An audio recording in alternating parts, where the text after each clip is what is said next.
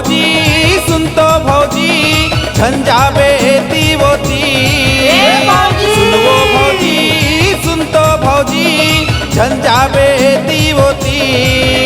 अरे आगे हवे फागुन महीना झंझावे मई के गोती। आगे हवे फागुन महीना झंझावे मई के गोती। सुनवो भौजी सुन तो भौजी झंझावे दीवोती। सुनवो भौजी सुन तो भौजी झंझावे दीवोती। अरे आगे हवे फागुन महीना झंझावे मई के गोती। आगे हवे फागुन महीना झंझावे मई के गोती।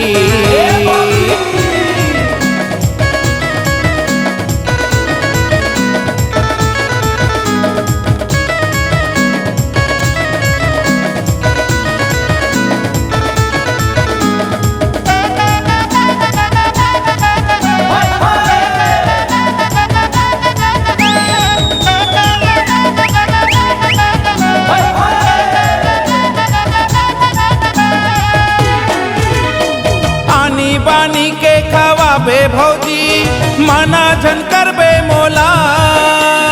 माना झन करबे मोला ए भौजी माना झन करबे मोला।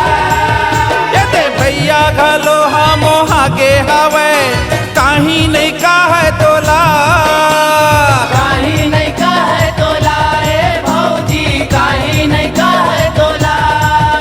अरे पारा बस्ती गाँव माते भौजी जाबे झनमई के गोती। पारा बस्ती गाँव माते भौजी जाबे झनमई के गोती।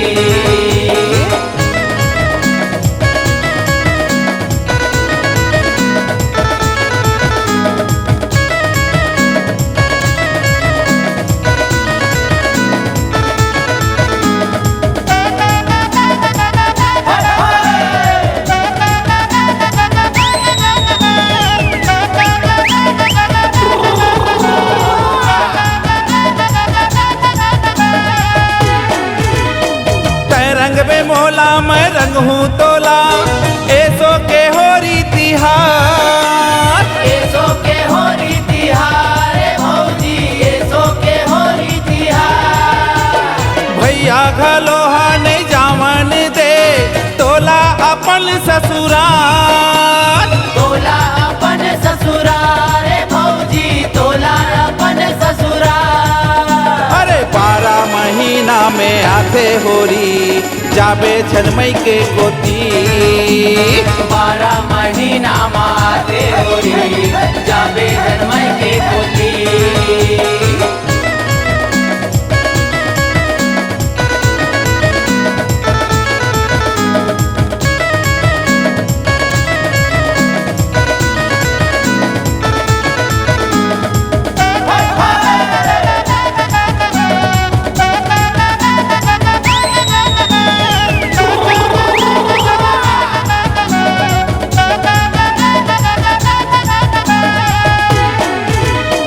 लाली गुलाली हरियर पियर आनी बानी के चोला। आनी बानी के चोला ए भौजी आनी बानी के चोला। अड़बड़ मायारू भौजी हवे भैया हवे मोर भोला।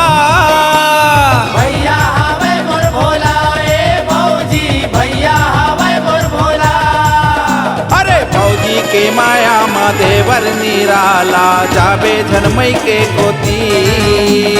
भौजी के माया मा देवर निराला जाबे झनमई के गोती। सुन तो भौजी सुनवो भौजी झंझावे दीवोती। सुनवो भौजी सुन तो भौजी झंझावे दीवोती। अरे आगे हवे फागुन महीना झंझावे मई के गोती। आगे हवे फागुन महीना झंझावे मई के गोती। आगे हवे फागुन महीना झंझावे मई के गोती। आगे हवे फागुन महीना झंझावे मई के गोती। आगे हवै फागुन महीना झंझाबे मई के कोती आगे हवा